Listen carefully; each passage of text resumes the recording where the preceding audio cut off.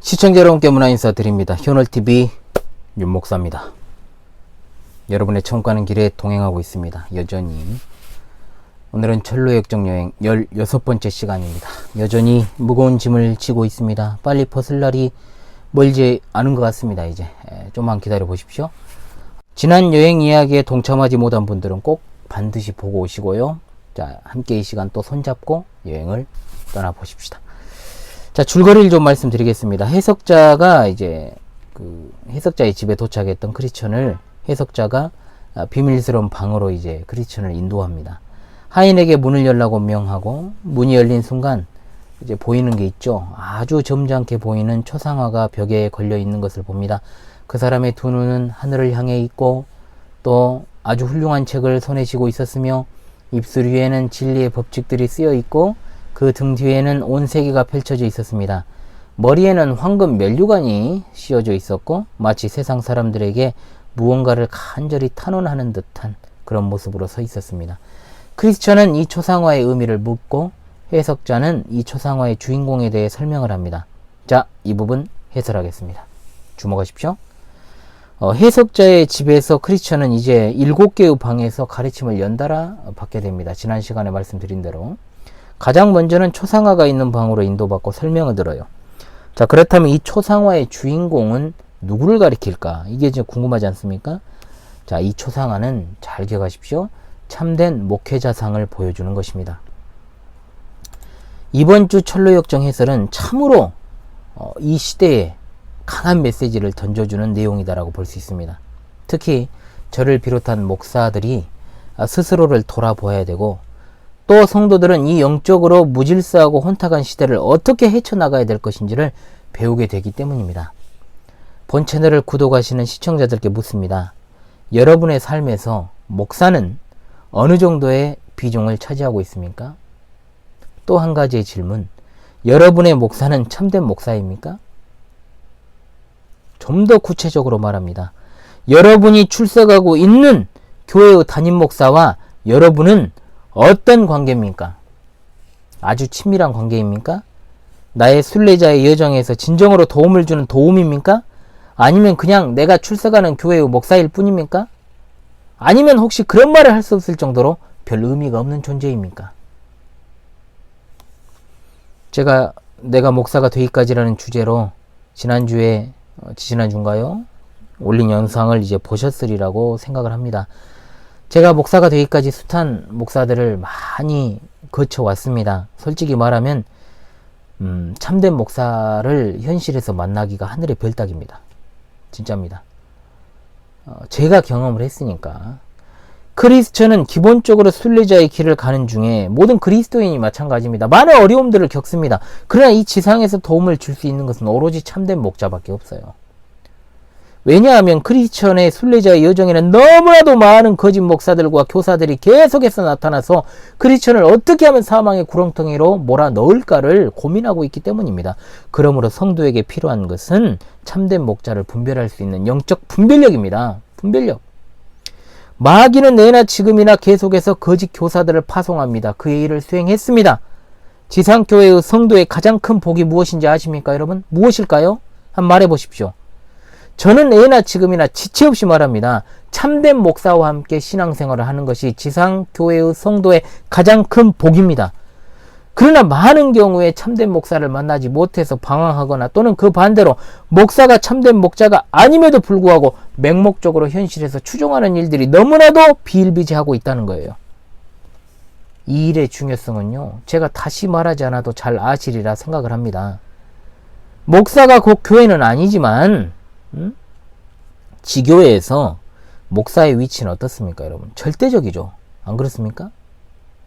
그는 하나님의 말씀과 성례와 여러 가르침의 사역과 치리를 맡아서 주의 교회를 감독하는 자고 주께서 직접 쓰시는 종이기 때문에 목사라는 한 개인은 아무것도 아니지만 그가 교회를 위탁받은 자로서 섬길 때에는 어마어마한 영향력을 행사하게 되는 겁니다.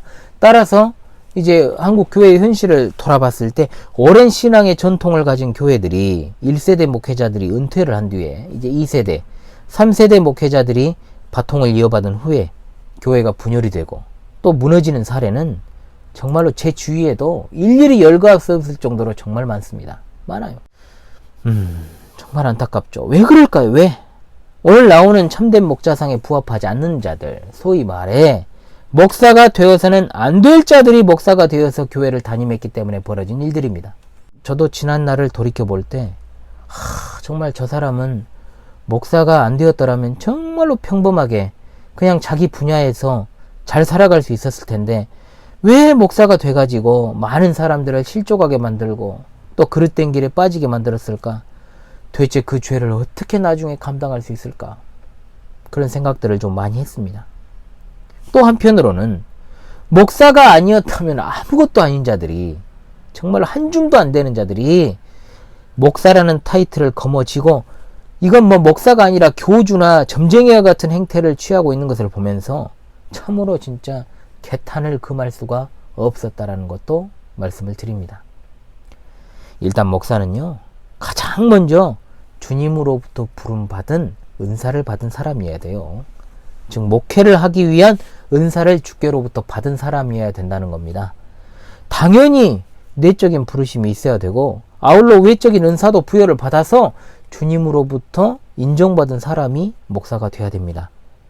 이제 이러한 큰 틀을 제가 말씀을 드렸습니다. 그리고 이제 구체적인 특징이 나열이 되는 겁니다. 자, 그림 속의 인물에 대한 묘사 집중하라고 제가 말씀을 드렸습니다.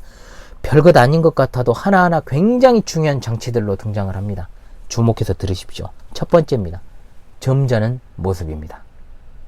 이 말은요, 신중하다는 뜻이죠.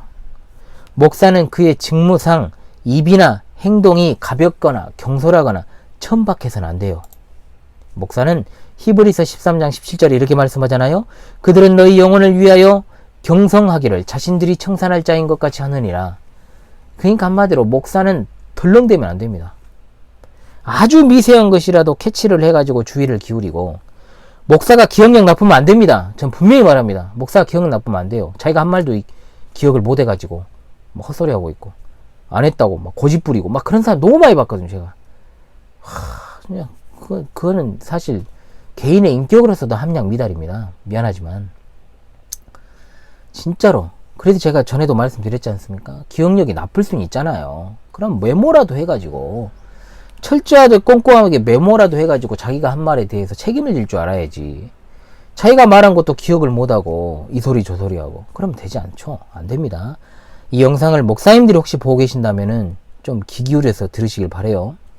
영원한 것을 다룬다는 목사가 깃털처럼 가벼운 은사, 이 말 들으면 또 막 흔들리고 저 말 들으면 또 흔들리고 이래서는 안 된다는 겁니다. 자격 미달입니다. 그거 분명히 말씀드립니다. 두 번째, 처상화의 인물이 하늘을 올려다보고 있어요. 하늘을. 자, 이 말 좀 들으시는 목사님들 기분 나쁘게 생각하지 마십시오. 마치 골로새서 3장 2절에 위의 것을 생각하고 땅의 것을 생각하지 말라는 말씀을 그대로 이 모습을 통해 보여주는 것 같습니다. 위의 것을 생각한다는 것은 영혼에 잇대어 살아가는 것을 의미합니다. 천성에 관련된 것들을 우선순위에 두고 세상에 속한 것들의 마음을 빼앗기지 않는 걸 의미합니다. 참된 목회자가 하늘의 것을 추구한다면, 자, 거짓 목회자는 반대로 어디에 마음을 두겠습니까?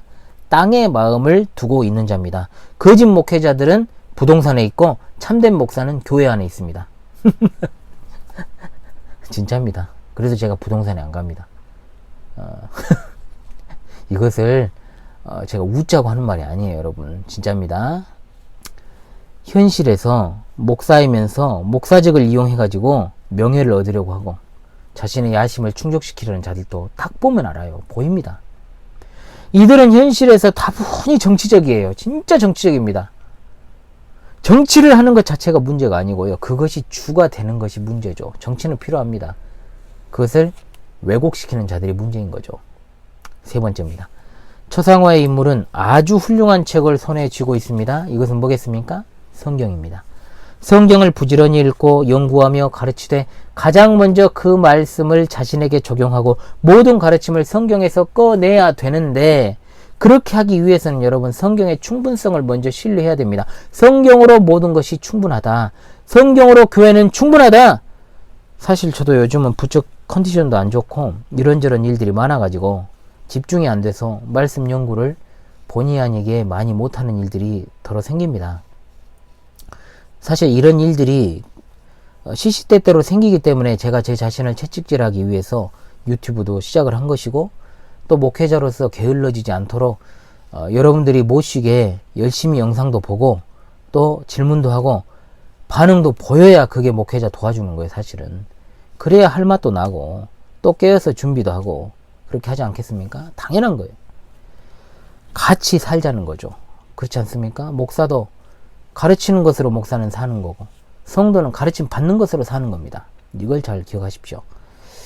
그러나 거짓 교사들은 성경보다는요, 어디에 집중을 하냐면 세상의 철학, 이치, 원리, 이걸 가지고 목회를 합니다. 당연히 이런 자들의 영향을 받은 이들은 깊은 어둠에 빠져요. 바울 사도는 말합니다.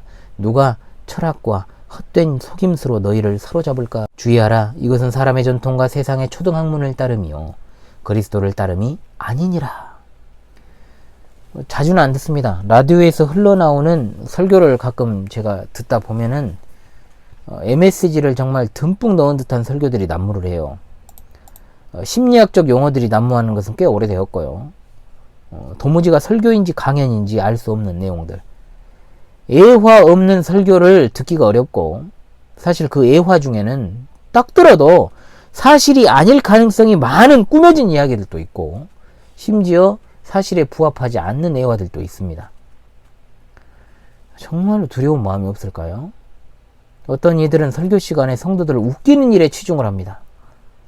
백날 첫날 그런 식으로 설교해 봐야 그 순간에는 즐거움을 줄 수 있을지 몰라도, 그 순간에는 마음에 조금의 어떤 요동과 감동을 줄 수 있을지 몰라도 신앙의 성숙 절대 안 됩니다. 기대하기 어렵습니다. 영혼을 세울 수도 없습니다. 오직 하나님의 말씀의 신실한 전달만이 신자를 성숙하게 하고 영혼이 온전하게 세워질 수 있다는 것을 잊지 말아야 됩니다. 네 번째입니다.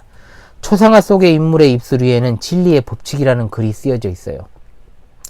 자, 목사가 두려움 없이 담대하게 말씀을 전할 수 있는 것은 진리를 전하는 것이기 때문입니다. 목회자들이 흔히 저지를 수 있는 실수가 뭡니까? 자기 느낌이나 체험을 갖다가 과장하거나 왜곡시키는 거. 내가 목사가 되기까지라는 영상에서도 말씀드렸습니다. 사람은 어떤 특정한 사실을 부풀려서 말하거나 그것을 왜곡시킵니다. 시간이 흐르면은 왜곡이 더해집니다. 이게 왜? 처음에 그 기억의 이미지는 왜곡이 될 여지가 굉장히 많거든요. 그렇기 때문에 그래요. 그래서 사람은 어떤 특정한 사실을 부풀려 말하고 그것을 왜곡시켜 가지고 보다 다른 사람들에게 그걸 전달할 때는 극적인 효과를 만들어내려는 성향이 있어요. 기본적으로. 특히 강단에서 말씀을 전하는 목사들이나 또 남 앞에서 간증하기 좋아하는 사람들의 특징이 그래요. 목사는 절대적으로 하나님의 말씀만 정확하고 바르게 가르치는 게 중요합니다. 거기서부터 나오는 담대함이어야죠. 구라치는 담대함만 있으면 되겠습니까? 진리를 전하는 것에서부터 담대함이 나오는 겁니다. 오늘날의 강단, 사실 한참 전부터 얼마나 죄를 지적하고 책망하고 회개를 촉구하는 설교가 사라져버렸습니까?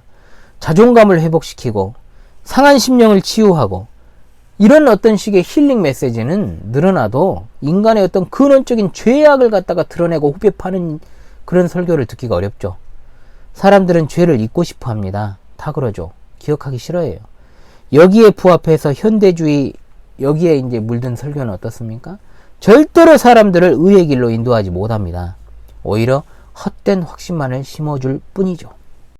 다섯 번째, 초상화의 인물 등 뒤로 뭐가 펼쳐져 있습니까? 세계가 펼쳐져 있습니다. 온 세상. 이것은 무엇을 말할까요? 처음에 이제 초상화 인물이 하늘을 쳐다보고 있다고 하지 않았습니까? 그것과 이제 비슷한 맥락입니다. 참된 목사는 탐욕과 야망과 세상의 이득에 전혀 관심이 없습니다. 저도 청년 시절에는 상당히 야심이 많고 야욕이 있던 사람입니다. 판만 깔아졌다면 정치에도 기웃거렸을 그런 성향의 사람이고요. 솔직히 말하면 어디에 가든지 항상 지도자적인 위치에 있으려고 하는 성향이 소시적 저에게 있었습니다. 또 사람들이 그렇게 저를 몰아갔고요. 그러나 그런 성향이 있었던 저에게 신학대학원에 들어가기 전 저는 그 모든 것들을 다 내려놨습니다. 정확하게 말할게요. 내려놨다기보다는요, 그런 것들이 부질없이 느껴졌어요. 일단 재미가 없습니다. 재미가. 남 앞에 나서는 것도 그렇고 그저 하나님의 말씀과 교리를 공부하는 게, 그리고 가르치는 게 너무 즐거웠어요. 그러니까 전날에 내게 주던, 그 세상에 주던 즐거움들은 오늘 저에게는 아무런 즐거움이 될 수 없었다는 겁니다. 재미가 없으니까 안 하는 거예요. 재미가 없으니까. 일부러 막 하고 싶은데 참아야지, 이런 게 아니에요. 누가 하지 말라고 해서 안 하는 게 아닙니다. 그냥 재미가 없어요. 재미가. 흥미가 없어. 관심이 없으니까 다 멀어진 겁니다. 다. 그러니까 세상 친구들도 뭐 내가 굳이 멀리 안 해도 멀리 하더라고요. 이제 왜? 재미가 없으니까. 그들도 내가. 그리고 이 초상화의 인물의 독특한 점이 뭡니까? 세상 사람들에게 간절히 뭔가를 탄원하는 그런 모습으로 서 있었다는 것. 이건 뭘 말할까요, 여러분? 목사의 존재의 이유 가운데 본질적인 것 중 하나가 바로 복음 전하는 일입니다. 영혼을 깨우고자 하는 사명에 불타고 있기 때문에 언제나 복음에 대한 열정을 가지고 플레이 누르면 딱 그냥 전할 준비가 되어 있어야 되는 거죠. 코로나가 어떤 외적인 복음 전도를 위축시킬 수 있을지 몰라도 그 본질은 절대로 건드리지 못합니다. 단언합니다. 길거리에서요, 진짜 솔직히 말할게요. 전도지에 뭐 선물 끼워서, 요즘 뭐 마스크 끼워서 나눠주대요. 이런 식의 전도로는 아무 열매 못 맺습니다. 아무 열매 못 맺어요. 성경 어디에도 그런 식의 행위를 전도라고 말하지 않아요. 아주 불친절하잖아요. 특히 이 시대에 그런 행위는 효과도 없고요, 열매도 없고요. 사실 전도의 축에도 끼지 못합니다. 그런 건. 그런 행태는. 이 시대의 복음전도 메시지는요, 바른 신앙의 전파가 핵심입니다. 이걸 알아야 돼요. 한마디로 이야기를 하면 예수님을 알고 믿어야 구원을 받는 것이 만고불변의 진리잖아요. 그런데 이 시대에 과연 예수님 모르는 사람 있습니까? 또 삼척동자도요, 교회는 예수만 믿어야 구원받는다는 사실 알아요. 그리고 예수 안 믿으면 지옥 간다라고 가르친다는 것을 안다고요. TV, 라디오, 제가 하고 있는 유튜브를 비롯한 여러 매체들에서 복음이 전달되고 있습니다. 물론 그런 중에는 잡음이 훨씬 많아요. 잡음이 훨씬 많습니다만, 올바르게 정말 복음을 전하는 분들이 유튜브를 먼저 선점을 못했어요. 처음에. 오히려 이단이나 거짓 교사들이 유튜브 세계를 먼저 장악을 해가지고 사실 분별해서 보기 어려운 실정이 되어버렸습니다. 그래서 사실 저는 신앙과 관련한 다른 유튜브 채널을 안 봐요. 보지도 않습니다. 보지 않는다기보다는 다른 걸 볼 시간이 없어요. 제가 제 거 하기도 바쁘고요. 제게 주어진 사명 감당하기에도 사실 시간이 모자르고, 차라리 그럴 시간 있으면 자는 게 낫죠. 잠을 한숨이라도 자야지. 또 가정도 돌봐야 되잖아요. 제가 가장인데. 그러나 적어도 목회의 중심은 복음전도입니다. 유튜브도 제가 그 맥락에서 하고 있는 겁니다. 참된 목사는 언제나 복음에 대한 뜨거운 열정을 가져야 됩니다. 6번째, 초상화 속의 인물의 머리를 보십시오. 자, 머리에는 황금 면류관이 씌워져 있습니다. 이것은 분명 하나님께서 주시는 상급 가운데 목회자의 직무를 마친 이들에게 주어질 면류관, 디모데후서 4장 7절로 8절에 나오지 않습니까? 우리는 하늘의 상급을 바라며 살아가는 그리스도인들입니다. 목회자인 저도 당연히 목회자에게 주시는 하늘의 상을 바라며 살아갑니다. 그 사명을 잘 감당했을 때 받게 될 상, 주의 일에 힘쓰는 자들에게 주실 상을 바라고 있습니다. 바울 사도가 받기를 바랬고 또한 받았을 그 상을 저도 간절히 바라고 있습니다. 이제 마지막으로는 해석자는 초상화 속 인물이 자녀를 낳을 수 있고 해산의 고통을 알고 있고 낳은 자녀를 스스로 기를 수 있는 분이다라고 소개를 합니다. 자녀를 낳을 수 있다는 건 뭔 의미일까요? 한 영혼이 거듭나서 회심하는 것은 성령의 역사로 인한 것입니다. 이런 과정과 원리를 익히 알고 있는 게 목사고, 복음의 교리를 은혜의 수단으로서 잘 사용하는 것이 참된 목사입니다. 해산의 고통을 알고 있다는 것, 한 영혼에 거듭나고 자라가는 모든 과정에 있어서 정말로 수고를 아끼지 아니하는 참된 목자의 자세를 보여줍니다. 저도 비록 육신적으로는 저를 낳아준 분, 그리고 저보다 나이가 많으신 분들을 목회하고 있습니다마는 자녀를 기르는 심정으로 목양을 합니다. 아무리 신자가 뛰어나도 정말 목사로서의 위치와 일이 있고요, 양으로서의 위치와 일이 있는 것입니다. 목사의 다른 이름은 인내하는 자입니다. 인내하는 자. 저도 벌써 횟수로 따지면 광주 신실한교회를 주님으로부터 위탁받은 지 8년째입니다. 10년을 이제 바라보고 있죠. 그러나 여전히 변화되지 않는 이들이 많이 있어요. 몇 명 되지도 않은데 답답하죠. 시간이 해결할 것 같아도요, 전혀 그렇지 않은 경우들이 목회 현장에 많이 있습니다. 성숙을 향하여 나아갈 이들이 정말로 그렇게 하지 못할 때는 정말 뼈아프고, 또 어떤 이들은 그 와중에서 자기의 갈 길을 스스로 찾아서 떠났지만, 그럼에도 불구하고 목사는 언제나 자신의 실책과 패착을 탓하는 존재이기 때문에 너무나도 가슴이 시릴 수밖에 없습니다. 오늘 철로역정에 나오는 해석자의 집에서 참된 목사의 모습을 통해 시청자 여러분께서 이 시대의 참된 선지자와 거짓 선지자, 참된 교사와 거짓 교사를 구별하는 법을 배워 적용할 수 있기를 꼭 바랍니다, 여러분. 아울러 아직도 정말로 참된 목회자가 목양하는 교회에 출석하지 못하시고 방황하는 분들께도 말씀을 드립니다. 사도 요한은 많은 거짓 선지자가 세상에 나왔다라고 말합니다. 이 지상에서 성도의 가장 큰 복은 다시 말씀드리지만 참된 목사와 함께 신앙생활하는 것입니다. 물론 목사도 연약한 인간이기 때문에 인격적으로는 조금 성숙하지 못한 측면이 있을 수 있습니다. 그러나 본질적으로는 오늘 여기에 나오는 참된 목자상에 부합한다면 괜찮습니다. 그리고 이런 참된 목자상에 부합하는 분이 인격적으로 성숙하지 않을 리가 없어요, 사실은. 이런 측면도 있다라는 거, 이 말씀을 제가 드리면서요, 오늘 좀 길었죠. 그러나 정말로 중요한 메시지를 여러분들에게 전달했다라고 믿으면서 다음 시간에도 계속해서 여러분의 천국 가는 길에 동행해 드리도록 하겠습니다. 오늘 이 영상은 특히 우리 목사님들이나 또 우리 성도님들이 꼭 봐야 될 영상이 아닌가 싶습니다. 지금까지 현월TV 윤목사였습니다. 감사합니다.